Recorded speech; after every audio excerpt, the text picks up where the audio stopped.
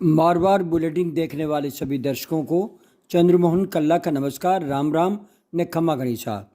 मध्य प्रदेश में ज्योतिरादित्य सिंधिया के गढ़ में राजस्थान के पूर्व उप मुख्यमंत्री सचिन पायलट जमकर बरसे और कहा कि चंबल में आया हूँ, कहने ये आया हूँ कि आपके साथ जिन्होंने धोखा किया आप उन्हें एक तरफ करें और हाथ को मजबूत करें। उनको सुनने के लिए हजारों लोग उमड़ पड़े। उन्होंने कहा कि कांग्रेस प्रत्याशी पंकज उपाध्याय के पक्ष में आप लोग वोट दें और मैं अपील करता हूं कि सच्चाई का हमेशा साथ दो।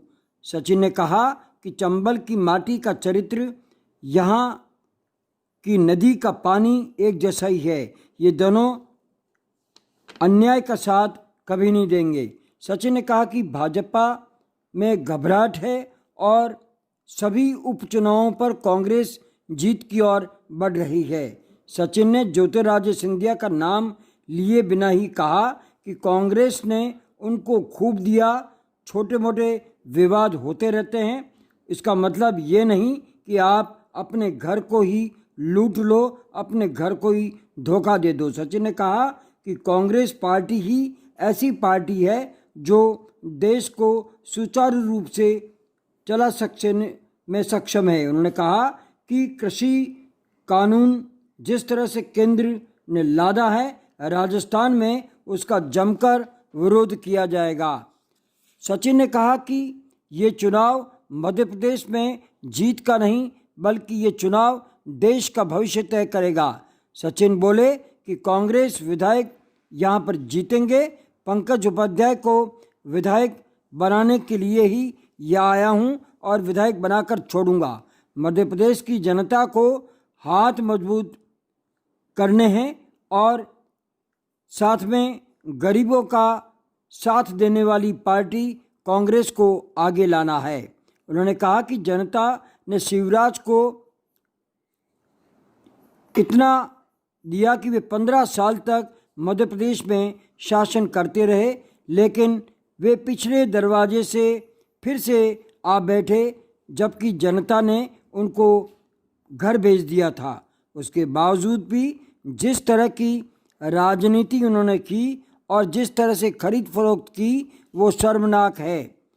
सचिन ने फिर ये कहा कि मैं हमेशा ईमानदारी के साथ राजनीति करता आया हूँ और इसके लिए ही राजनीति में आया हूँ, न तो मैं किसी से डरता हूँ न डरूँगा, सच्चाई का साथ दूंगा और हमेशा सच्चाई के लिए लड़ता रहूँगा।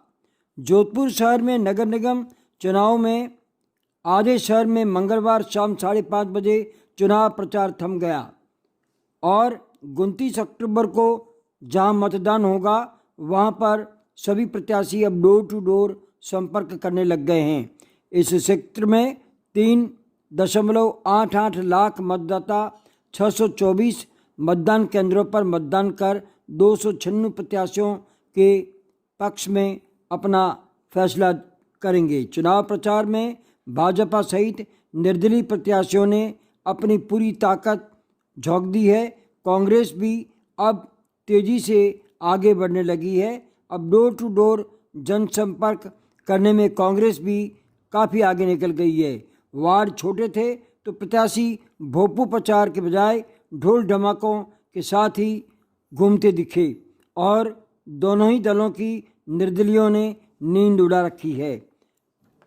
सही तौर पर अगर देखें तो निगम चुनाव में भारतीय जनता पार्टी बिखरी बिखरी नजर आ रही है।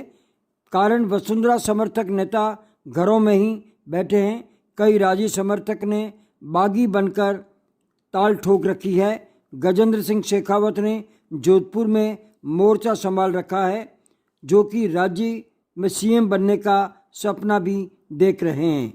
दूसरी ओर मुख्यमंत्री अशोक गहलोत ने निगम चुनाव में दूरी बनाए रखी है, लेकिन अपने बेटे को यहाँ पर भेज दिया है और उन्होंने मोर्चा संभाल लिया है। इसी बहाने जोधपुर में वैभव खुद की ज़मीन को भी तैयार करते नज़र आ रहे हैं। वे सीधे अब कार्यकर्ताओं के संपर्क में हैं। जबकि हर बार मुख्यमंत्री अशोक गहलोत नगर निगम चुनाव में आकर के अंतिम सभा घंटाघर में करते हैं। इस बार ऐसा कुछ नज़ारा देखने को नहीं मिला है।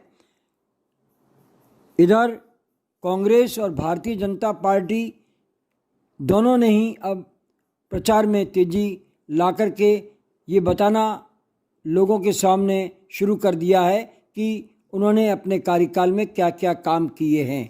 अब देखना यह है कि अशोक गहलोत का चेहरा जोधपुर की जनता तय करती है या प्रधानमंत्री नरेंद्र मोदी के राष्ट्रीय स्तर पर लिए गए फैसलों पर मोहर लगती है। इसके साथ ही हमारा आज का ये समाचार बुलेटिन यहीं समाप्त होता है। अगले समाचार बुलेटिन के साथ फिर हाजिर होंगे।